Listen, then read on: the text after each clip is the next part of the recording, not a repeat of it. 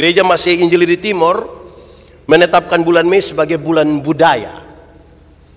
Karena itu saudara lihat kita ada pakai pada motif banyak-banyak. Hari ini multi etnis. Jadi ada yang batik, ada yang Sabu, ada yang Timor, ada Sumba, ada yang pakai topi juga.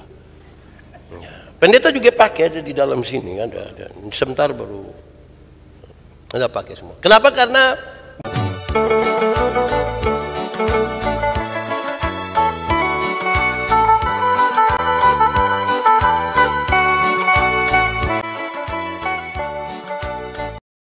Bapak Ibu, saudara-saudara, kita siapkan hati kita untuk pemberitaan firman Tuhan. Karena itu mari kita berteduh diri di hadapan Tuhan Allah. Kita mau berdoa, memohon kuasa Tuhan untuk memampukan kita mengerti kebenaran firman Tuhan dan dimampukan untuk melakukan kehendak firman-Nya. Mari kita berdoa. Ya Tuhan Allah, terima kasih bahwa di saat kami merayakan kenaikan Tuhan Yesus ke sorga, kami diberi kesempatan lagi untuk belajar sesuatu dari firman Tuhan. Tolonglah kami Tuhan supaya oleh kekuatan Roh Kudus-Mu kami semua dimampukan mengerti dan dimampukan melakukan kehendak firman-Mu. Biarlah seluruh hidup kami hanya tertuju dan terarah kepada Tuhan. Terima kasih banyak Tuhan, kami mohon jauhkan semua penggoda pencobaan, baik di dalam kami, baik di sekitar kami. Supaya di dalam damai-Mu kami belajar firman Tuhan. Kami rindu pada firman-Mu. Di dalam nama Yesus, firman yang hidup itu kami berdoa. Amin. Bapak Ibu Saudara-saudara, tema kita hari ini yang ditetapkan oleh Majelis Sinode adalah menjadi saksi kemuliaannya. Menjadi saksi kemuliaan Tuhan. Pembacaannya terambil dari Kisah Para Rasul pasal 1 ayat 1 sampai ayat yang ke-11. Kisah Rasul pasal 1 ayat 1 sampai ayat yang ke-11. Sejemput jemaat Tuhan berdiri. Roh Kudus dijanjikan. Hai Theophilus, dalam bukuku yang pertama aku menulis tentang segala sesuatu yang dikerjakan dan diajarkan Yesus. Sampai hari ini ia terangkat. Sebelum itu ia telah memberi perintahnya oleh Roh Kudus kepada rasul-rasul yang dipilihnya. Kepada mereka ia menunjukkan dirinya setelah penderitaannya selesai. Dan dengan banyak tanda ia membuktikan bahwa ia hidup. Sebab selama 40 hari ia berulang-ulang menampakkan diri dan berbicara kepada mereka tentang kerajaan Allah. Pada suatu hari ketika ia makan bersama-sama dengan mereka, ia melarang mereka meninggalkan Yerusalem dan menyuruh mereka tinggal di situ menantikan janji Bapa yang demikian katanya, telah kamu dengar daripadaku. Sebab Yohanes membaptis dengan air, tetapi tidak lama lagi kamu akan dibaptis dengan Roh Kudus. Yesus terangkat ke surga.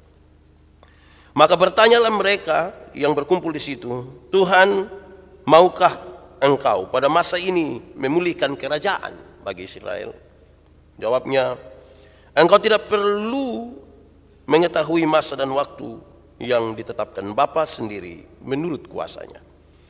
Tetapi kamu akan menerima kuasa kalau Roh Kudus turun ke atas kamu, dan kamu akan menjadi saksiku di Yerusalem dan di seluruh Yudea dan Samaria dan sampai ke ujung bumi.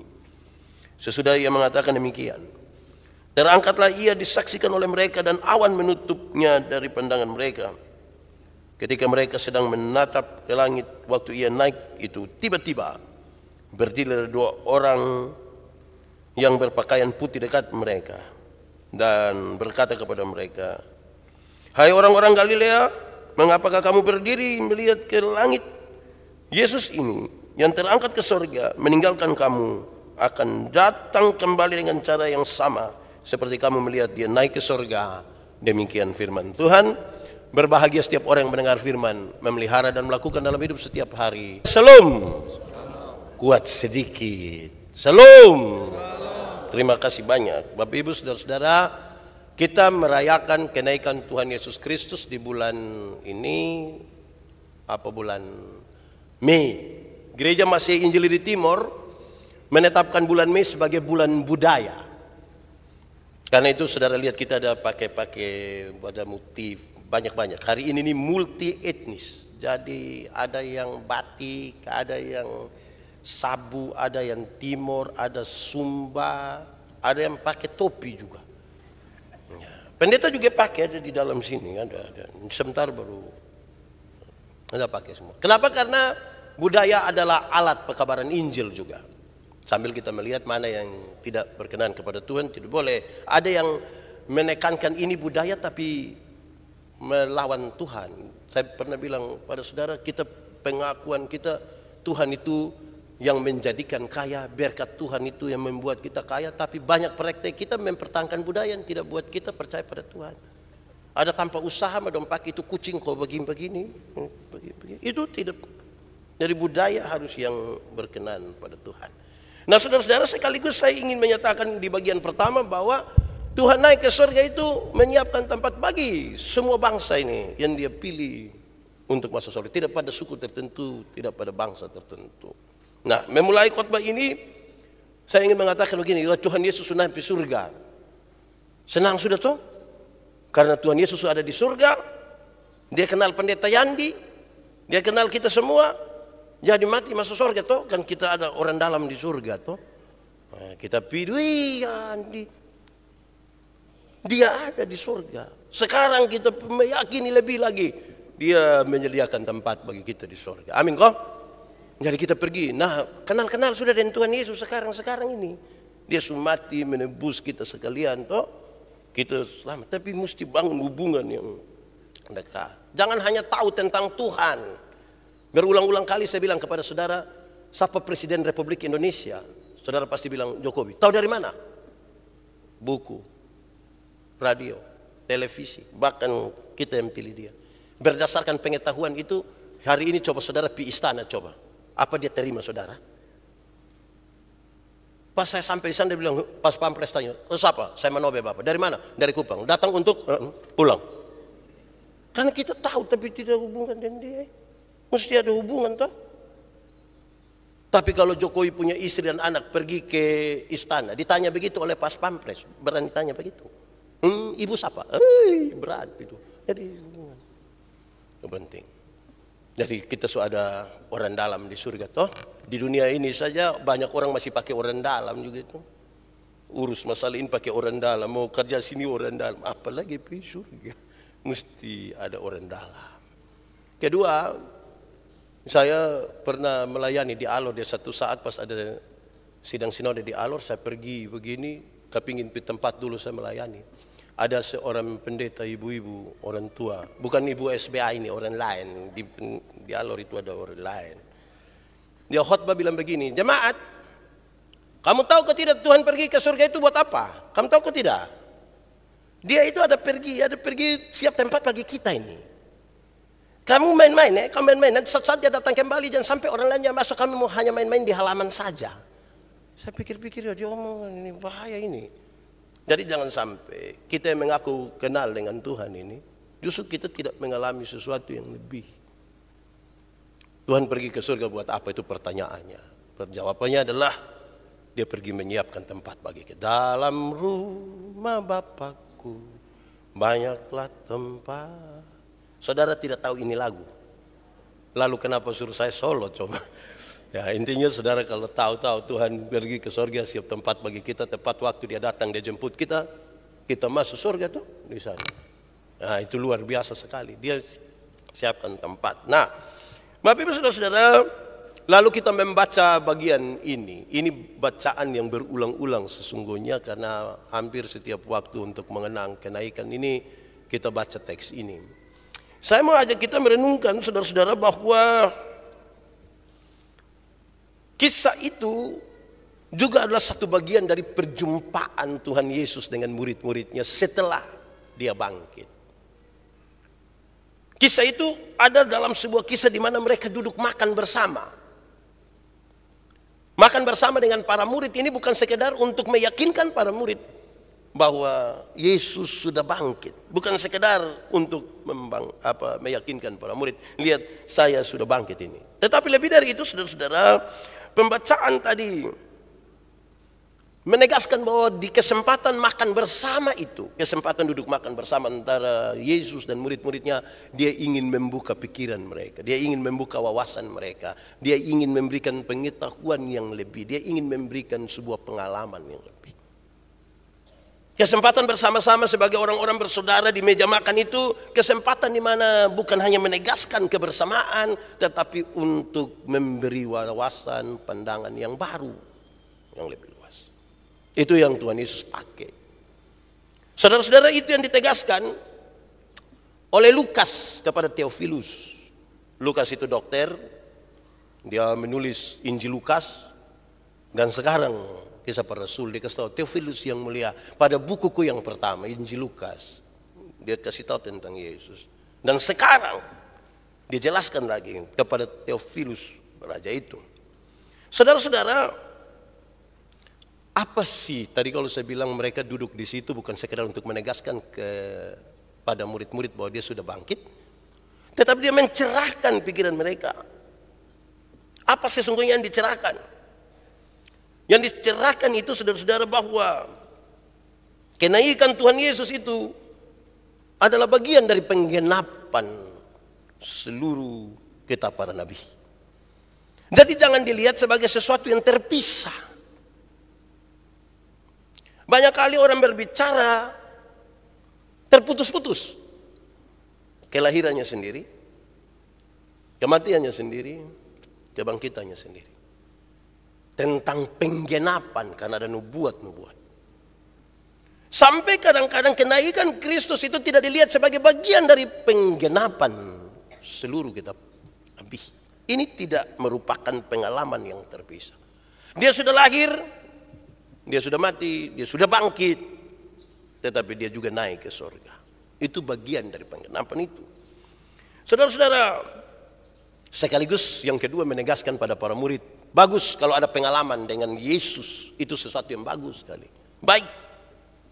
Tetapi jangan sekedar pengalaman itu saja secara pribadi.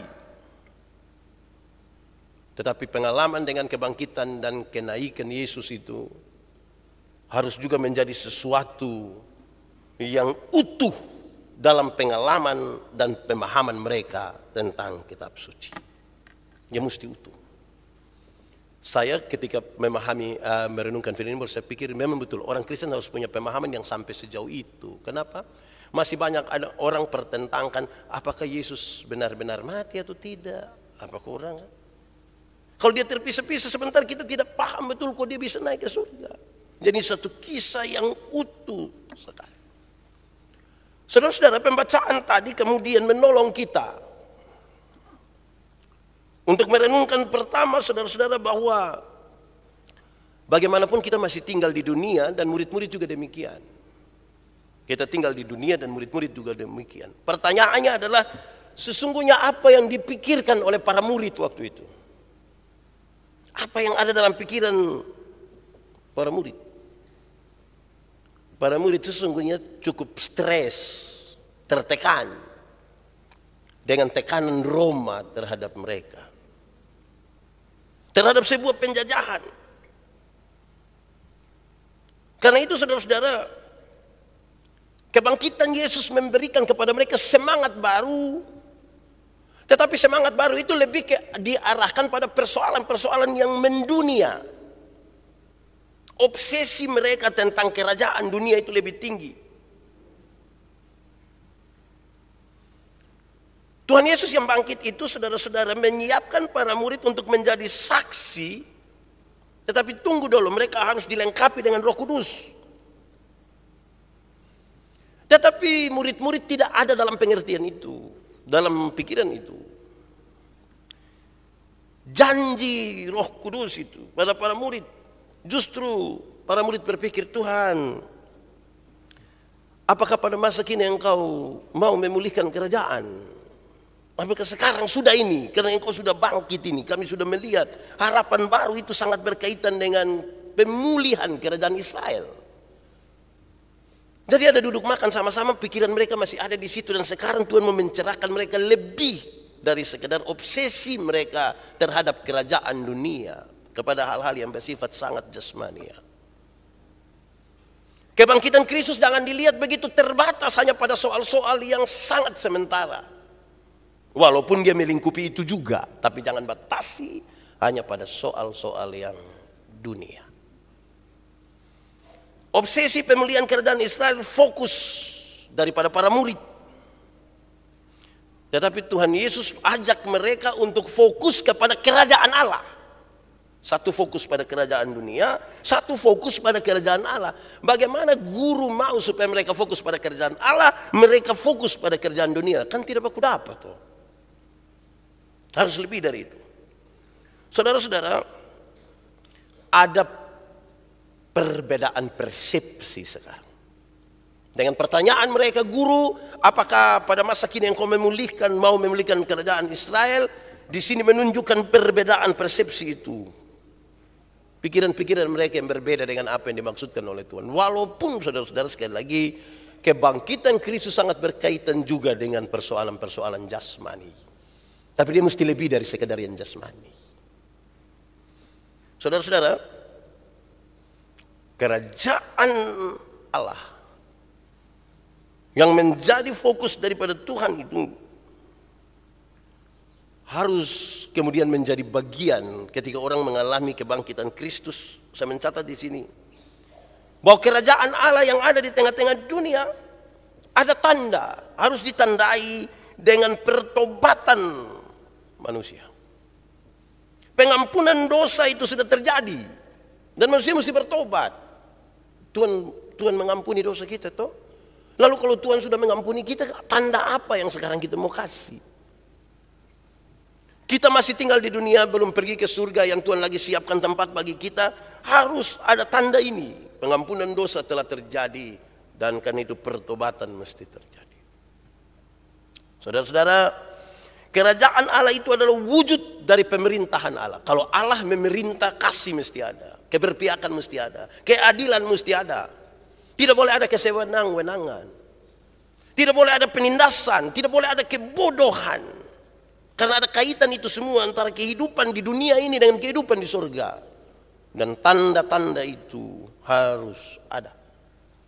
Ketika Yesus bilang carilah dahulu kerajaan Allah dan kebenarannya, dia mau kita fokus dulu kepada Tuhan dengan perintah-perintahnya.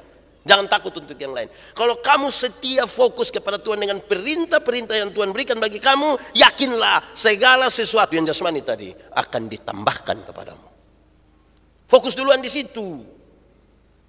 Kepada kerajaan Allah. Jangan kepada tadi obsesi di dunia. Tadi malam ibadah pasutri. Temanya adalah suami istri yang dikehendaki Allah. Waktu kasih kesempatan bicara, teman-teman berbicara, salah satunya bilang begini. Kadang-kadang obsesi kita untuk menyenangkan istri, keluarga, kebahagiaan itu berkaitan dengan fasilitas. Harus oto, ini gelang, ini cincin, ini giwang kok anteng-anteng. Giwang dan anteng-anteng beda kok sama. Kalau yang tegoin dia bernama apa? Yang kalau kita begini di tegoin itu dia bernama apa? Oh itu anteng-anteng. Oh giwang yang tertempel begini. Kadang-kadang kita tuh berpikir itu kebahagiaan ada di situ. Oh tidak, kebahagiaan tidak di situ. Ada orang yang pakai, ada yang pakai 1 di sini, 14 di sini, 13. Tetap belum tentu bahagia juga. Hati bahagia itu di sini. Itu jadi saya kira betul kerjaan Allah itu ada di situ. Jangan kadang-kadang kita suami ini mau menyenangkan istri mama. Mama boleh pilih banyak, bapak pilih satu saja cukup. Oh dia pilih senang pilih-pilih semua. Bapak pilih apa? Bapak pilih yang di sebelah. Woi bang tebein lu mati. Nah saudara-saudara jadi bukan itu. Itu penting ya, bukan tidak penting. Jangan sampai nanti dia bilang, oh jadi kalau begitu tidak boleh kok. Tidak, boleh beli oto, boleh beli motor, boleh bikin rumah, boleh jalan-jalan di Surabaya, Jakarta, Singapura, ini Fatu Kopa, Niki, boleh itu semua boleh. Tapi mari kita taruh semua, begitu. Jangan sampai suami pulang dari sini ibu bilang, papa kita jalan-jalan sedikit dulu, di mana? Jangan. Kita fokus kepada Tuhan. Lama-lama istri bilang, papa pulang pi Tuhan sudah, papa pulang. Tetapi itu semua penting, tapi mari kita bangun kehidupan kita yang dua-dua tadi itu ya saudara. Supaya kita paham bahwa hakikat dan janji Tuhan Yesus tentang kerajaan Allah bukan saja sebuah hakikat tentang kehidupan setelah kematian. Bukan saja memang betul ada kehidupan setelah kematian. Tapi juga kita ada hidup di dunia saat ini. Di dunia saat ini. Dunia saat ini kan kita belum pergi ke tempat yang Tuhan siapkan bagi kita. Kita masih ada di dunia. Banyak orang tinggal di dunia, dia bikin dia ada di surga mangkali. Tanda-tanda kerajaan itu mesti ada di sini. Ini kesempatan Tuhan ajar ini murid-murid dan semua. Kamu mesti berjuang bagi bangsa, bagi diri, bagi semua. Saudara-saudara, lalu setelah berkata-kata demikian, dia bilang nanti kamu dilengkapi, nanti Roh Kudus akan turun atasmu. Kamu jangan jalan sendiri kalau tanpa Roh Kudus. Roh Kudus itu memberikan pengertian-pengertian. Kalau kita baca Yohanes pasal 14, dikasih tahu terus tentang Roh Kudus akan mengajarkan ini. 14, 15, 16. Baca sudah, oh Roh Kudus, kamu jangan jalan sendiri tanpa Roh Kudus. Jangan-jangan. Nanti ketika kamu menerima Roh Kudus, kamu dapat kuasa, pergilah Yerusalem, Yudea, Samaria, dan terus sampai ke ujung-ujung bumi. Tunggu sedikit di situ, kamu dapat. Lalu saudara-saudara, setelah mengatakan hal-hal demikian, terangkatlah dia ke surga. Terangkat dia ke surga. Disaksikan oleh para murid. Dan itu luar biasa. Saya catat di sini. Murid-murid terkesima dengan hal itu. Mereka terkesima. Wih, ada orang tiba-tiba terangkat di kita pemuka. Kan pasti heran tuh. Antara dua, kalau bukan heran lari. Apalagi kalau dia terangkat malam-malam. Dia datang pakai putih-putih baru kita lihat dia kaki tidak di tanah. Wih, saya yakin kita bisa lari. Mereka terkesima. Awan menutupi. Mereka terkesima, mereka heran, mereka kagum, dan mereka hanya menatap ke langit.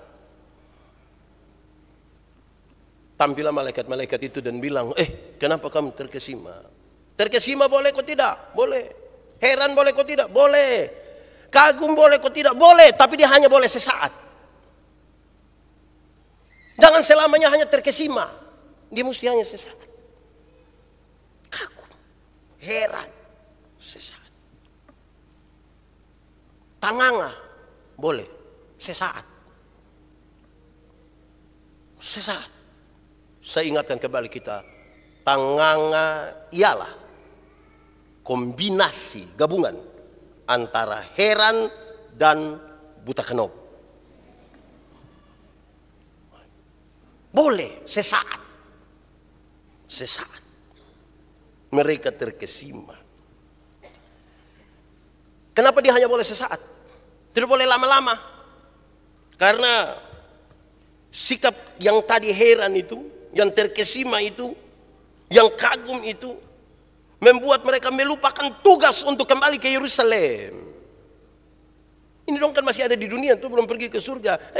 Kenapa kamu terkesima? Pulang ke Yerusalem. Pulang ke dalam kehidupan yang nyata. Pulang sudah, usaha lagi kembali sudah. Kamu telah melihat ini, pulang kembali usaha sudah. Pulang kembali ke toko, ke sekolah, ke kampus. Bikin sudah kue pisang, mie, bakso. Hidup kembali di situ. Saudara-saudara itu penting. Karena heran, apa tuh jangan membuat kita lupa tanggung jawab tiap-tiap hari. Saudara ini kan ada ame waktu sedikit nonton toh. Nonton. Wush. Saudara biasa nonton, saya juga biasa nonton. Indosiar. Suara hati istri. Itu baru mulai dia film, saya sudah tahu dia cerita akhir. Tapi saya tetap terkesima sesaat. Jangan lupa masih ada pekerjaan.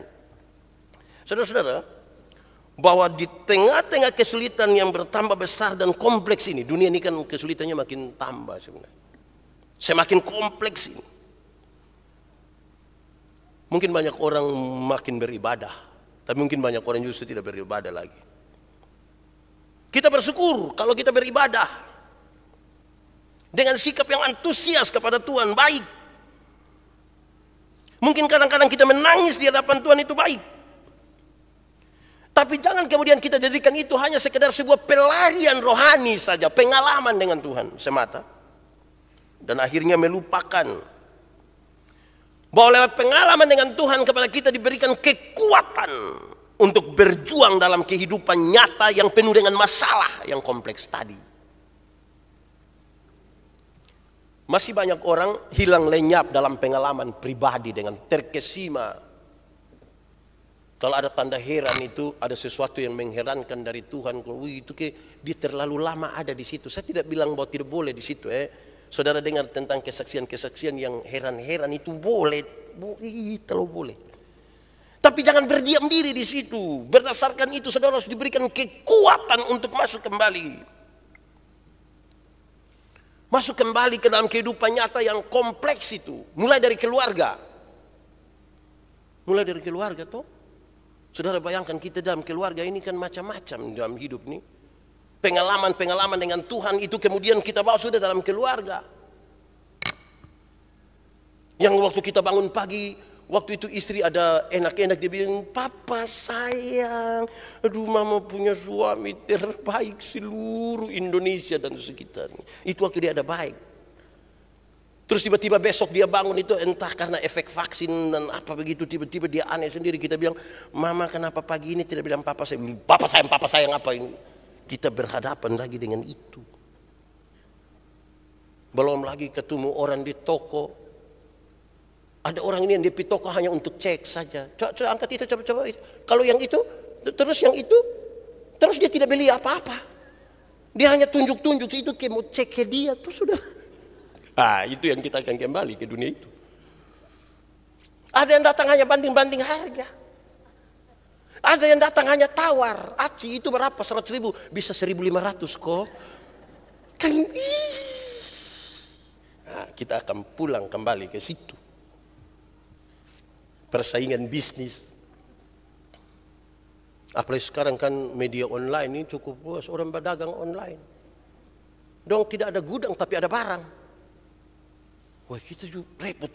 Kita akan pulang dalam situasi yang seperti itu. Itu pengalaman dengan Tuhan itu jangan buat kita heran-heran di situ kemudian tidak pulang lagi pada pekerjaan setiap hari. Saudara bayangkan kalau pengalaman mujizat itu toh Yesus terangkat ke surga. Terus saudara berharap kapan kira-kira kalau Yesus saja bisa terangkat ke surga, kapan Tuhan bikin itu Alphard terangkat dari orang perumah pindah ke pendeta purun. Itu memang saudara repot itu.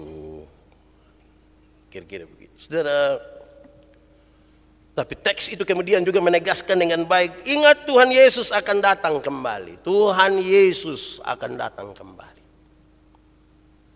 Dia tidak pergi terus, dia nanti pulang datang.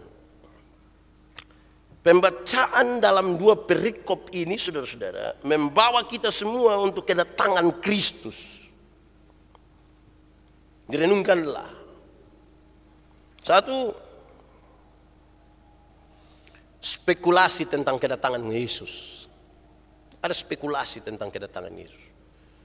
Ada orang bilang nanti tahun berapa Tuhan sudah datang. Itu spekulatif sekali. Tidak perlu. Kamu tidak perlu mengetahui masa dan waktu yang Tuhan tetapkan sendiri menurut kehendaknya. Tidak perlu. Tidak perlu. Supaya kita jangan spekulatif. Kita dalam kehidupan yang nyata. Di dalam kerajaan dunia. Penuh dengan tanda-tanda kerajaan surga. Mesti hidup di dalam itu. Jangan hanya membangun imajinasi yang kira-kira pikir.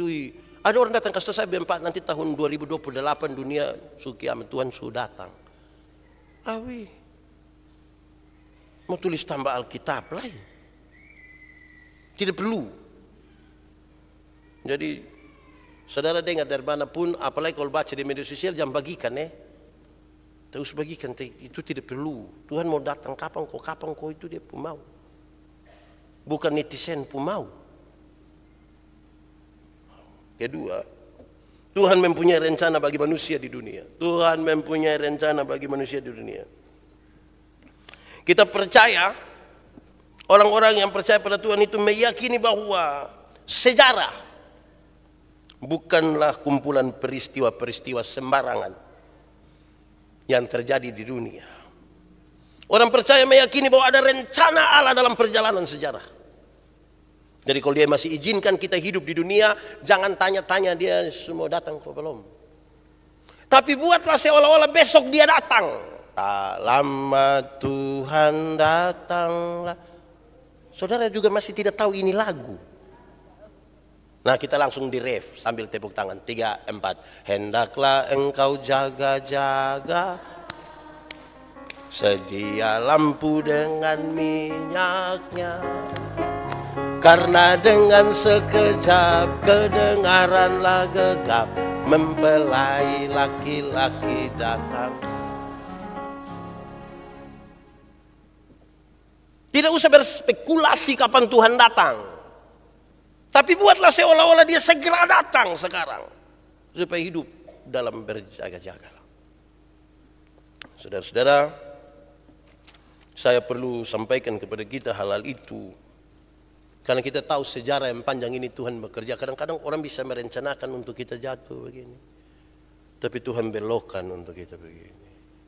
Kadang-kadang oleh kesalahan sendiri kita jatuh. Tapi Tuhan angkat kita kembali. Kadang-kadang kita terlalu tinggi di atas sana. Tuhan izinkan kita jatuh sampai di dasar sana. Ada Tuhan yang turut di dalam situ melihat. Karena dia punya, masa dia ciptakan kita tanpa rencana?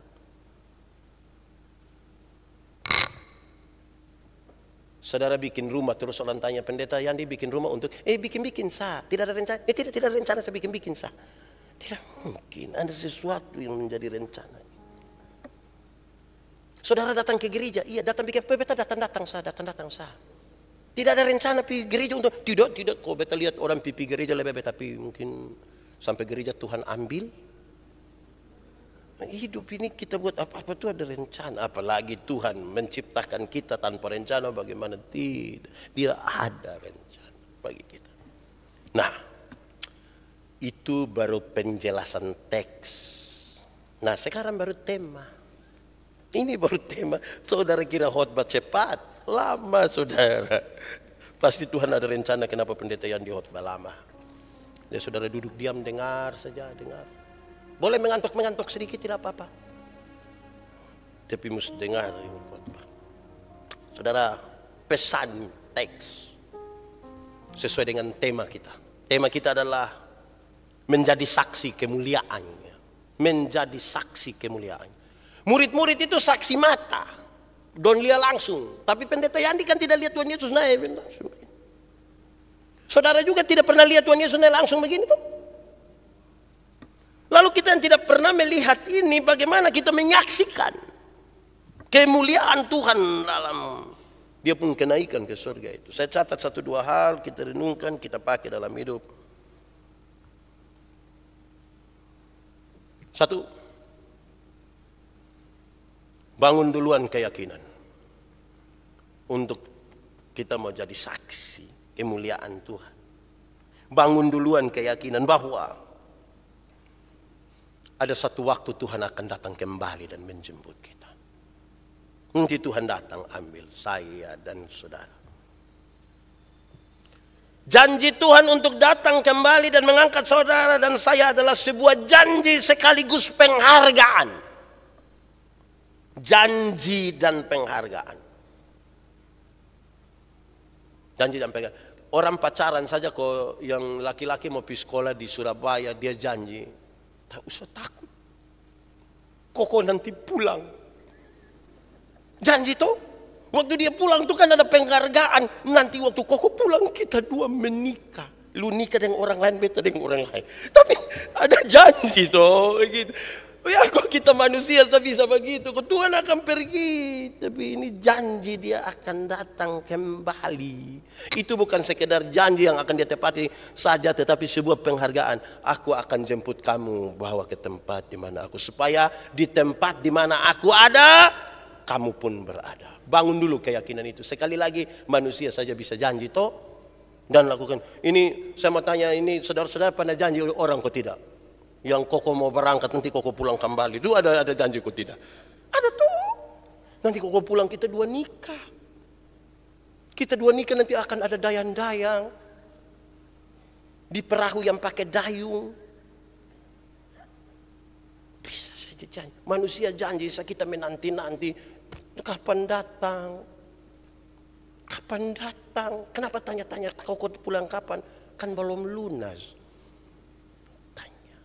Bangun duluan keyakinan itu.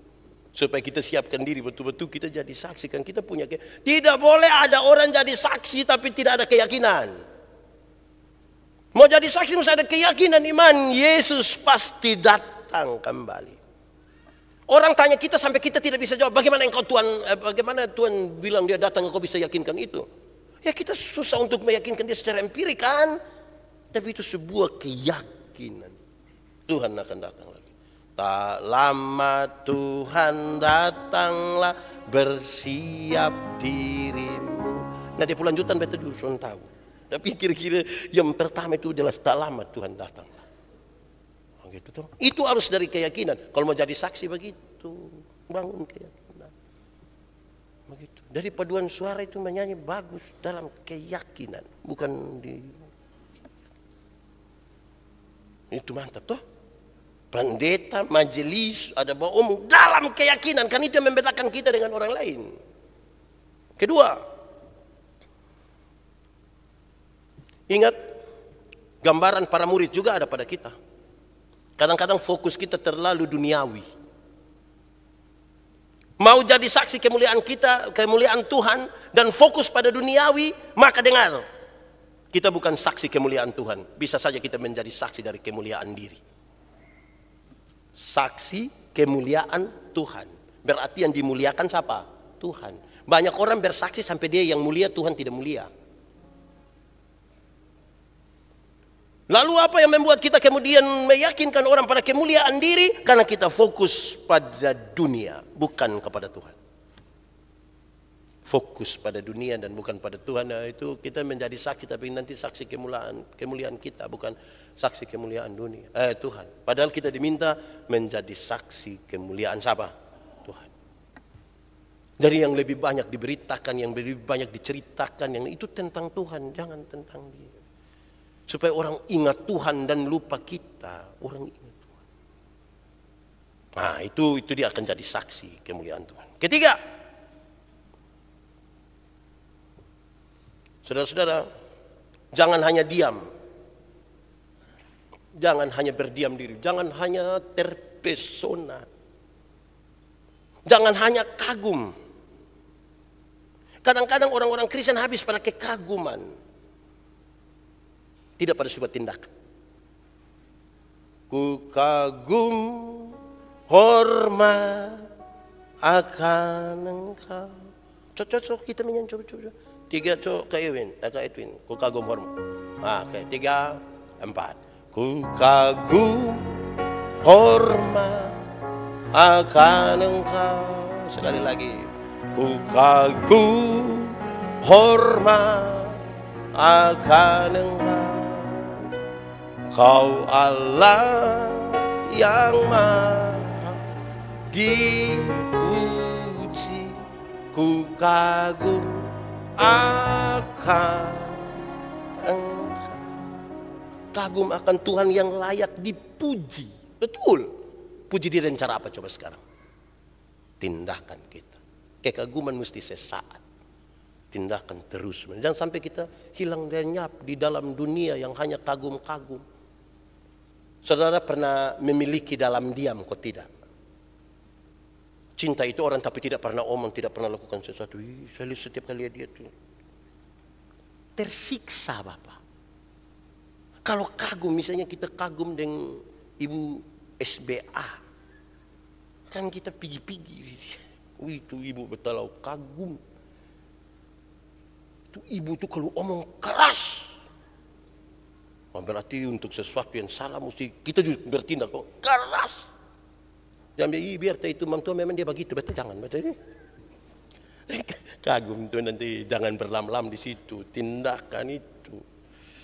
Untung itu ibu tidak ada di sini ya, jadi kita bisa. Saudara-saudara, jangan hanya berdiam. Ingat, kalau hanya berdiam itu tidak baik. Tidak baik. Harus melakukan sesuatu. Tadi malam dengan Pak Sutris saya bilang begini, Saudara, ada satu hal yang bikin jengkel dalam rumah tangga itu adalah soal diam. Dia ada marah tapi dia tidak omong, dia hanya makan kok. Saudara bisa bayangkan kalau kita omong kok suami hanya diam, istri hanya diam, baru dengan kalimat dia bilang, saya tidak suka ada masalah, jadi saya diam. Justru itu dia punya masalah. Bayangkan kalau suami istri diam 6 hari. Istri boleh datang bilang, papa. Saudara pernah SD dulu kok tidak yang main lampu merah, main top itu. Waktu dia bilang, lampu merah ya. Coba diam 1 tahun. Repot itu. Jadi jangan hanya diam itu. Jangan hanya diam. Kalau orang hanya diam akan terjadi 2 hal. Pertama, kalau keadaannya buruk, kalau ada keadaan buruk dan kita hanya diam, maka kita akan terus sakit hati. Akan terus sakit hati. Akan terus menangis kalau hanya diam. Jadi saksi kemuliaan Tuhan tidak bisa hanya diam dan menangis, tidak bisa. Kedua, kalau keadaannya baik maka kita akan membiarkan diri kita hanyut mengikuti arus itu. Kalau keadaannya baik kita kepingin. Padahal hidup ini ada naik turun. Ada kadang-kadang susah, ada kadang-kadang senang. Jangan hanya diam. Jangan hanya diam. Ingat, lakukan sesuatu secara nyata sesuai dengan apa yang Tuhan mau dalam setiap keadaan yang kita alami. Kita jangan hanya menangis saja, jangan hanya heran, jangan hanya terkesima, jangan hanya kagum. Lakukanlah sesuatu. Terakhir, saya harus menegaskan ini kembali. Saudara, tidak usah sibuk mau jadi saksi kemuliaan Tuhan itu. Tidak usah sibuk dari Yerusalem sampai ujung-ujung bumi untuk mencari tahu kapan Tuhan Yesus datang kembali. Tidak usah.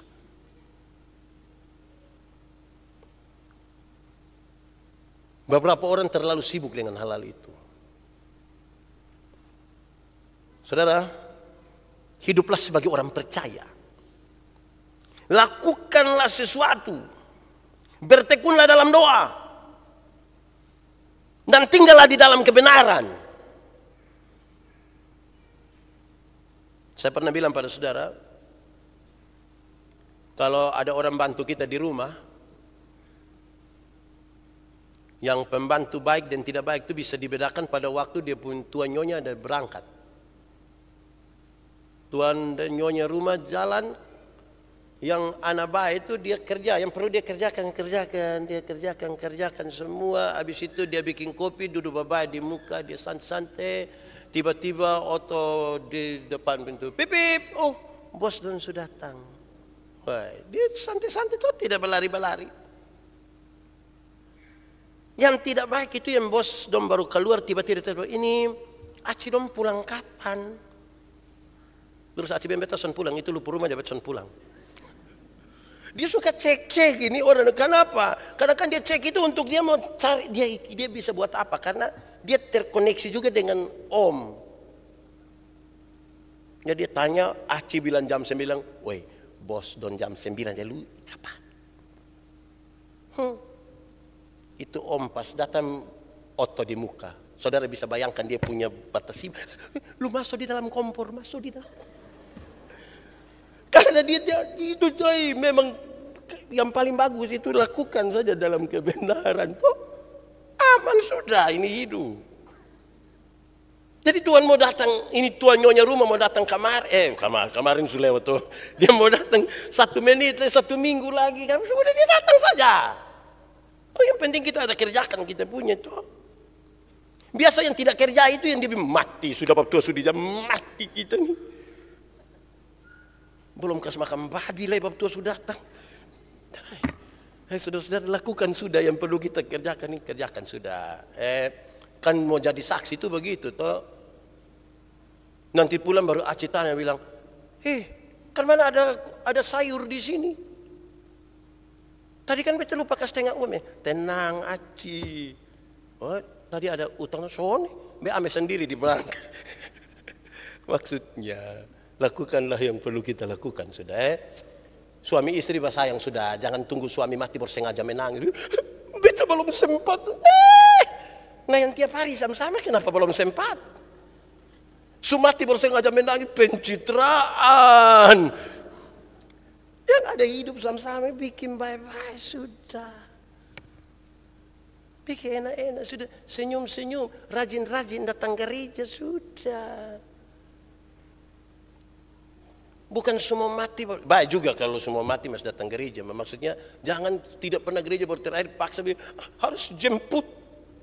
Po mesti pi, yang sekarang ini po datang sudah, kung datang sudah.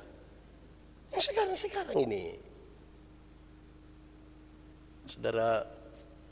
Jangan obsesi kita juga terlalu jauh. Tuhan datang kembali dalam kemuliaan. Ada awan, ada itu dan kita datang. Dan siapa tahu besok dia datang jemput kita satu-satu. Marilah kita lakukan dengan baik. Woi aman sudah. Saya lihat saudara-saudara ini kan bagus-bagus semua begini. Pakai pakaian adat. Woi, tambah dengan sikap-sikap iman yang bagus lagi. Diberkati tuh. Kita jadi saksi kemuliaan Tuhan. Orang bilang ada kemuliaan Tuhan di situ. Saudara ingat kalau saudara melakukan sesuatu yang baik dan orang mencela saudara, tidak usah takut.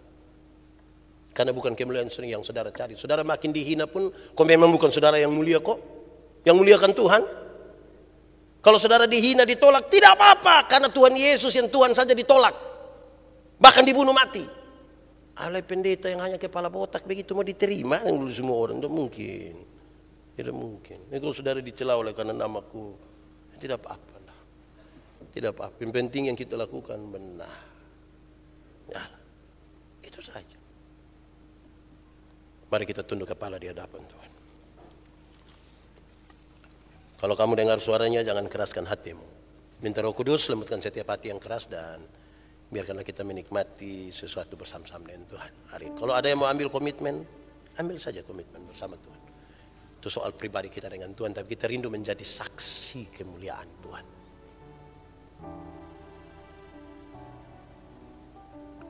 Bahkan katakan sesuatu dalam doamu secara jujur kepada Tuhan. Mungkin itu tidak pernah terkatakan.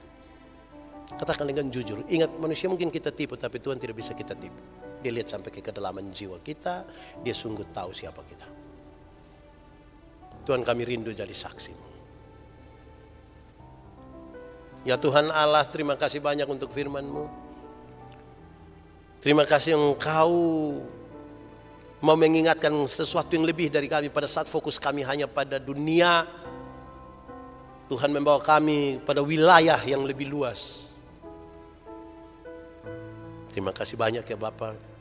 Terima kasih Engkau siapkan tempat bagi kami. Kami rindu menjadi saksi-Mu. Kuatkan dan teguhkanlah iman kami untuk hal itu. Maha besar Engkau Tuhan. Di dalam nama Yesus kami berdoa. Amin.